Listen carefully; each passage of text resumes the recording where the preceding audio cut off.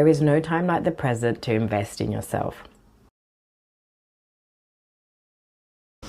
Hi everyone, welcome to my channel where I share corporate nursing, career tips, lifestyle and travel. Now you may have seen some of my videos on YouTube or follow me on my social platforms, but by way of introduction, my name is Linda. I'm a corporate nurse. I've been nursing for the last 15 years. And if you don't know what corporate nursing is, I do have a video on this and I'll link it here for you to check it out. Hopefully it will give you an understanding of what corporate nursing is. And I actually do have something I have curated, a free corporate nurse ebook, which you can receive when you subscribe to my mailing list, which I will link in the comments below. With all the goodies that I bring you, I would really appreciate if you can hit the subscribe button, which will help me grow and reach more of you out there, which in my humble opinion means that I can share more valuable content. I have shared about my time working in Saudi Arabia as a senior staff nurse. I've made TikToks on how I purchased my first property as a Band 5 nurse. And I've also given some snippets of my journey into corporate.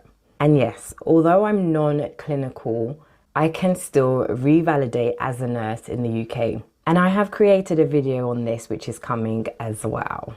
I always say that I need to be the representation that I want to see. So that's why I'm sharing with you my journey in my nursing career. Because really, nursing has taken me on a journey personally, professionally, and financially. Let's get into finances. So today's topic is about self-investing and how I have self-invested in my journey. Have you ever wondered exactly how much I've invested in my career journey? Well, today I'm going to share with you a little bit more about it. And for me, it's more than just money. It's the dedication, time, and commitment to my personal and professional growth. And I guess this kind of takes me back into when I first qualified. I remember being a Band 5 nurse on the general medical unit, and I noticed nurses that didn't look like me in the positions that I wanted to be in.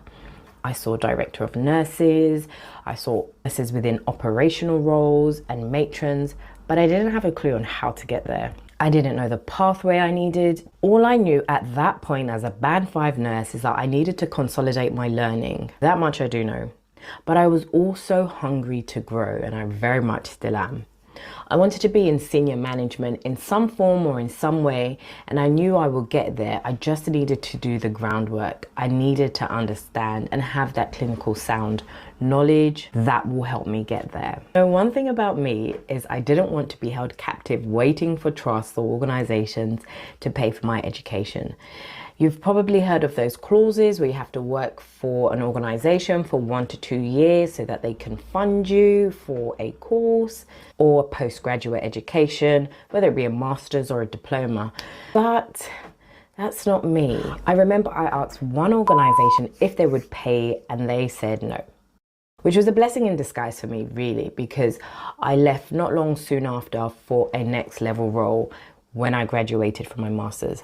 What they did agree for, and I always talk about negotiation, if you want to get something from an employer, then negotiate to something that will work for you. So they agreed for me to have my study days as paid. That's fine.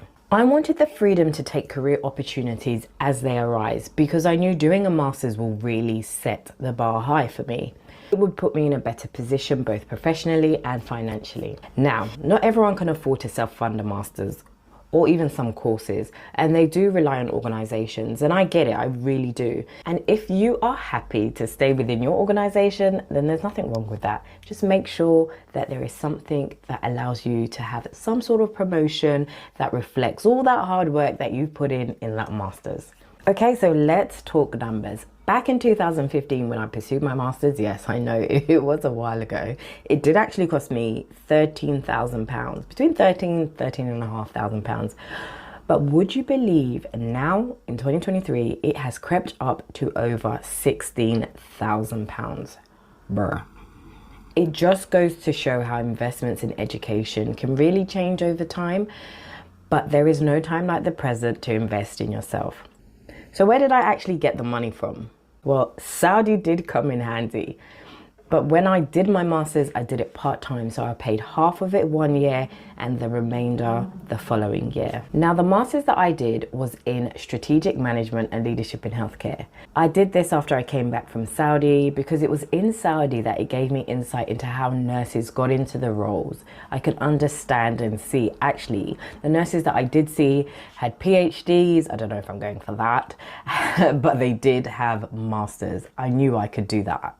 It was there I just started asking questions while I was in Saudi. Oh, what did you do? How did you get into a role like this? What qualifications do you need to have?